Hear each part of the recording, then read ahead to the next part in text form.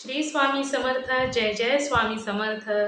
अनंत कोटी ब्रह्मांड नायक राजाधिराज योगीराज अक्कलकोट निवासी सद्गुरु श्री स्वामी समर्थ महाराज की जय। कसे आहात सर्व स्वामी भक्तांनो? तुम्ही सदैव आनंदी राहा हीच स्वामींच्या चरणी प्रार्थना। तुमच्या सर्व चांगल्या इच्छा स्वामी महाराज पूर्ण करोत आणि आजचा दिवस तुमचा आनंदात जावो हीच स्वामींच्या चरणी प्रार्थना। प्रथम तुम्हा सर्वांचं खूप खूप मनापासून स्वागत आहे माझ्या चॅनलमध्ये। मित्र आणि मैत्रिणींनो, श्री स्वामी समर्थांची भक्ती करायला देखील भाग्य असावं लागतं, कारण स्वामी हे प्रत्येकाच्याच आयुष्यामध्ये येत नसतात। ज्या लोकांकडून स्वामींना भक्ती करून घ्यायची असते अशाच लोकांना स्वामी त्यांच्या आयुष्यामध्ये येण्याची परवानगी देत असतात। मित्र आणि मैत्रिणींनो, श्री स्वामी समर्थांची भक्ती करायला देखील पुण्य असावं लागतं। काही अशी पुण्यवान लोकच असतात की जी स्वामींच्या भक्तीमध्ये येत असतात।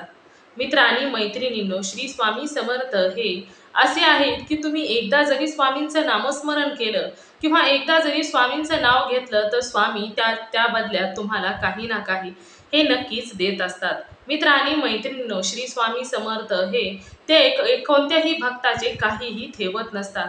त्या भक्ताला वेळ आल्यानंतर व्याजासकट म्हटलं तरी देखील चालेल, त्या भक्ताला परत करत असतात। मित्र आणि मैत्रिणींनो, आयुष्यामध्ये काहीही असलं, कितीही संकटे असली, दुःख असले, अडचणी असल्या तरी देखील तुम्ही जर श्री स्वामी समर्थांची भक्ती करत असाल तर स्वामी हे तुम्हाला त्या संकटातून बाहेर काढण्यास नक्कीच मदत होत असते। श्री स्वामी समर्थ हे तुम्हाला नक्कीच त्या संकटातून बाहेर काढत असतात। श्री स्वामी समर्थांची भक्ती खरोखरच करणारी लोक ही खरोखरच खूप भाग्यवान असतात। स्वामींची भक्ती करायला देखील काही ना काही पुण्य असावं लागतं। मित्र आणि मैत्रिणींनो, तुम्हा सर्वांना माहीत असेल की ज्या वेळेस एखाद्या बाळाचा जन्म होतो त्यावेळेस त्याच्याबरोबरच त्याचे कर्म, त्याचे सर्व काही त्याच्याबरोबरच येत असतात। मित्र आणि मैत्रिणींनो, त्यामुळे आयुष्यामध्ये ईश्वराची भक्ती करायला सुरुवात केल्यानंतर माझ्यावरती अडचणी येत आहेत, माझं आयुष्य दुःखाने भरलेलं आहे असं कधीही म्हणू नका, कारण तुमच्या आयुष्यामध्ये तुमचे जे कर्म आहे ते तुमच्या जन्माबरोबरच आलेले असते आणि त्यामुळे तुम्ही ईश्वराच्या भक्तीमध्ये आल्यानंतर तुमच्यावर संकट आले असा तुमच्या मनामध्ये कधीही विचार येऊ देऊ नका। मित्र आणि मैत्रिणींनो, ईश्वराची भक्ती ही नेहमी अशी लोक करत असतात की त्याच्या आयुष्यामध्ये ईश्वराची काही ना काही जागा असते। मित्र आणि मैत्रिणींनो, कधीही कोणतेही कर्म करत असताना ते असेच कर्म घडत नसते, तर त्याला देखील ईश्वराची साथ लागते। मित्र आणि मैत्रिणींनो, ज्याच्या आयुष्यामध्ये ईश्वराची भक्ती करणं लिहिलेलं असतं ते त्याच्या आयुष्यामध्ये हे होतच असतं।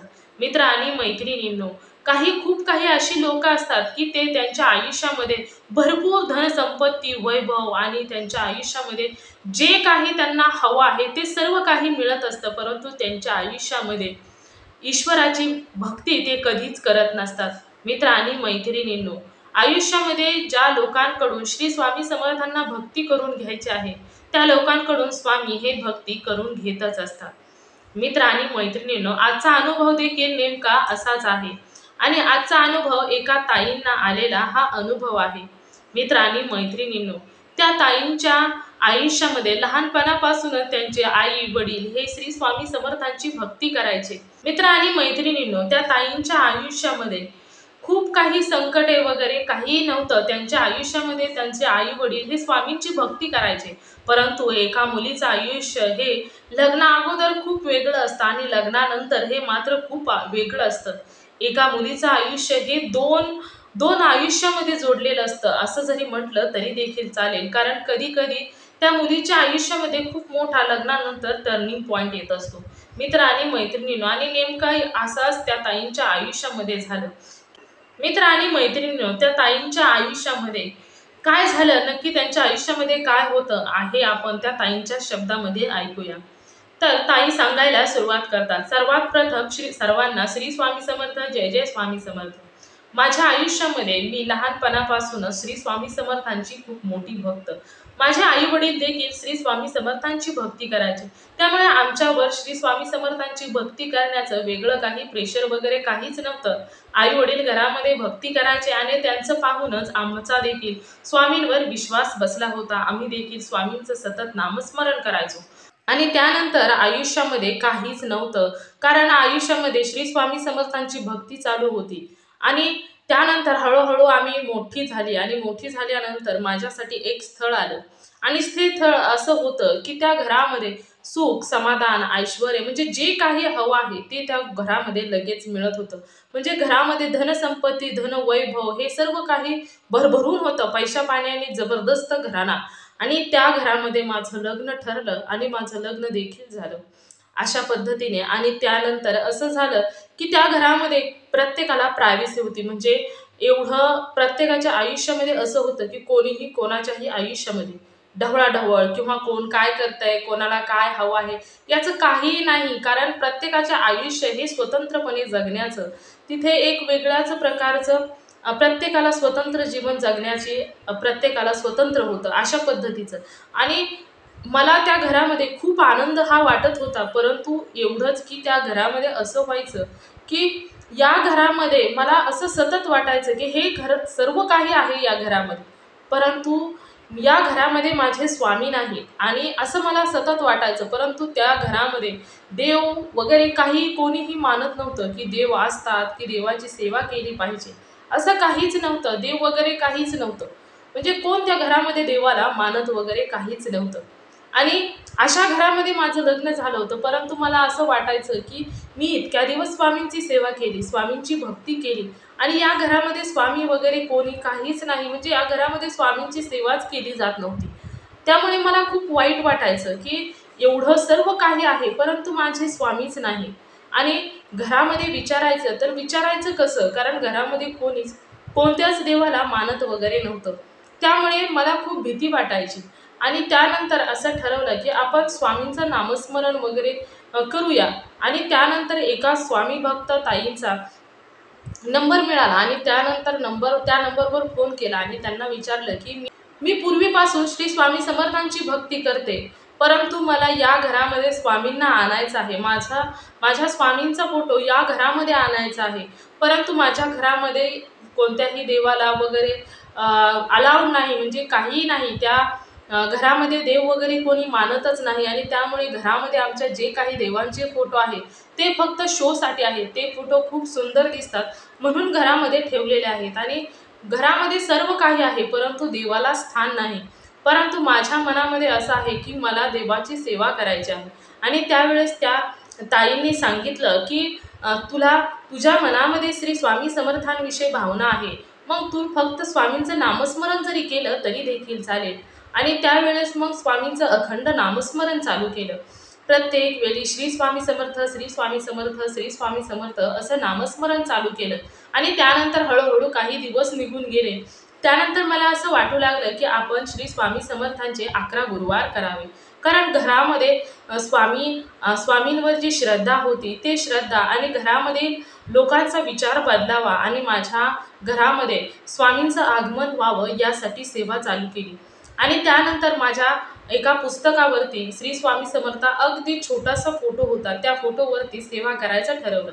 आणि त्या घरामध्ये एवढी प्रायव्हसी होती की दुपारचं जरी मी माझ्या रूममध्ये जाऊन जरी बेडरूममध्ये श्री स्वामी समर्थांच्या पारायणाचं जर पठण करायचं म्हटलं तरी देखील कोणीही डिस्टर्ब करणारं नव्हतं की बाबा ही नामस्मरण म्हणजे काय करत आहे, की तू हे काम कर, ते काम कर. म्हणजे अशा पद्धतीचं कोणीही कोणालाही कोणत्याही पद्धतीचा त्रास वगैरे देत नव्हतं. म्हणजे फुल प्रायव्हसी होती. आणि त्यानंतर काय झालं की स्वामींचं दुपारचं गुरुवारचा उपवास करायचा. आणि घरच्यांनी लोकांनी विचारलं की तू काय का म्हणून जेवण वगैरे करत नाही. तर त्यावेळेस मी सांगितलं की मला उपवास करायचा आहे, त्यामुळे मी आठवड्यातील 1 वार मी खिचडी वगैरे किंवा फलाहार करूनच मी उपवास करणार आहे. त्यावेळेस म्हणजे काहीच खाणार नाही, फक्त फलाहार करणार आहे अशा पद्धतीने घरच्यांना सांगितलं. आणि त्यानंतर 11 गुरुवारला सुरुवात केली. आणि माझ्या पुस्तकामध्ये जे श्री स्वामी समर्थांचा एक छोटासा फोटो होता त्याच्यावरतीच मी मोबाईलवरती यूट्यूबवर श्री स्वामी चरित्र सारामृत हा ग्रंथ लावायचे आणि त्याच्यावरच मी सेवा करायचे. अशा पद्धतीने सेवा चालू केली आणि हळूहळू म्हणजे 11 गुरुवार पूर्ण झाले. परंतु प्रत्येक वेळेस असं असतं की आपण एखादी सेवा केल्यानंतर प्रत्येकाला असं वाटतं की मला या सेवेची कोणती प्रचिती येईल, म्हणजे मला काय अनुभव येईल. स्वामी काही ना काही तरी उपाय किंवा काही ना काही प्रचिती ही मला नक्कीच देतील. अशा पद्धतीने मला देखील वाटू लागलं की आता 11 गुरुवार संपत आले, परंतु मला स्वामींनी कोणत्याच प्रकारची प्रचिती वगैरे दिली नाही. आणि त्यानंतर 11 गुरुवार देखील संपले, परंतु कोणताच अनुभव वगैरे काहीच आलं नाही. श्री स्वामी समर्थांचं नामस्मरण हे पुन्हा चालू केलं. जे होतं ते सर्व काही थांबवलं आणि नंतर स्वामींचं नामस्मरण पुन्हा सतत चालू ठेवलं. आणि स्वामींचं नामस्मरण चालू असताना काही दिवस गेले आणि त्यानंतर अचानक काय झालं की जी सासूबाई होती, त्या सासूबाई देखील खूप मॉडर्न विचारांच्या होत्या. त्यांना देखील देवावरती की देव असतात की देवांची प्रचिती असं काहीच वाटत नव्हतं. त्या देखील अशा होत्या की त्या घरामध्ये स्त्रिया देखील ड्रिंक करत होत्या, म्हणजे असं ते घर होतं. आणि त्या घरामध्ये कोणत्याही प्रकारचे संस्कार किंवा देवाची काहीतरी देवाची भीती असते असं काही नव्हतं. प्रत्येकाला फुल प्रायव्हसी, ज्याला जसं जीवन जगायचं आहे अशा पद्धतीचं. परंतु ज्या आपल्यासारखे ज्या नॉर्मल मुली असतात त्यांना हे असं जीवन खूपच वेगळं वाटतं, कारण आपल्यावर ते संस्कार झालेले असतात. आणि देवाची पूजा, देवाची भक्ती करणं हे आपल्यासाठी कॉमन असतं. म्हणजे प्रत्येकाला असं वाटतं की आपण ईश्वराच्या आपल्या आयुष्यामध्ये ईश्वराचं स्थान हे खूप मोठं असावं. आणि त्याच त्याच म्हणजे त्याच लेवलची मी देखील होती. परंतु सासूबाई या खूप उच्च विचारांच्या होत्या. त्यांना ईश्वरावरती, देवावरती कोणत्याही प्रकारचा विश्वास वगैरे काही नव्हतं. आणि त्यानंतर त्यांना मी विचारलं की मी केंद्रामध्ये वगैरे जाऊ का? तर त्यांनी सांगितलं की तुला जे काही करायचं आहे ते तू घराच्या बाहेर करायचं, पण घरामध्ये कोणत्याही देवाचा वगैरे फोटो आणायचा नाही. आम्हाला जे योग्य वाटतं ते आम्ही आमच्या घरामध्ये आणतो, परंतु तुला एकदा सांगते, तुला जे काही करायचं असेल तू बाहेर करायचं, घरामध्ये अजिबात नाही. आणि ज्यावेळेस हे सर्व मी ऐकलं त्यावेळेस मला असं वाटलं की आता काहीच उपयोग नाही. मग त्यानंतर नामस्मरण श्री स्वामी समर्थांचं चालू ठेवलं. आणि एके दिवशी सासूबाईंच त्यांना अटॅक आला. आणि अटॅक आल्यानंतर त्यांच्या हृदयाची एक शीर ब्लॉकेज होती, त्यामुळे त्यांना अटॅक आला. आणि अटॅक आल्यानंतर त्यांना ताबडतोब हॉस्पिटलमध्ये नेण्यात आलं. तिथे गेल्यानंतर त्यांना लगेचच ICU मध्ये शिफ्ट केलं. आणि त्यावेळेस त्यांच्याबरोबर कोणीतरी थांबावं लागतं. त्यावेळेस डॉक्टरांनी एक व्यक्ती सासूबाईंच्या बरोबर थांबण्यास सांगितलं. त्यावेळेस मी तेथे थांबले. आणि थांबल्यानंतर मी त्यांच्या जवळ बसून राहिले आणि त्यांना सतत त्यांचा हात माझ्या हातामध्ये घेऊन श्री स्वामी समर्थांचं नामस्मरण करायचे. आणि किंवा त्यानंतर हातामधून हात ठेवला तरी त्यांच्या कपाळावरती मी हात ठेवायचे आणि सतत श्री स्वामी समर्थांचं नामस्मरण करायचे. सतत म्हणजे माझं हेच चाललं होतं. त्यानंतर 3 दिवसानंतर घरच्या लोकांनी, नातेवाईकांनी हा निर्णय घेतला की तू 3 दिवस थांबले आहे, आता दुसऱ्या एका नातेवाईकाला तिथे थांबवायचं आणि तू घरी जा. अशा पद्धतीने सांगितलं. 3 दिवस सतत श्री स्वामी समर्थांचं नामस्मरण सतत चालू होतं, कारण दवाखान्यामध्ये कोणत्याही प्रकारचं काम वगैरे काहीच नव्हतं. सतत सासूबाईंजवळ बसून राहायचं आणि सासूबाईंजवळ बसून श्री स्वामी समर्थांचं नामस्मरण करायचं.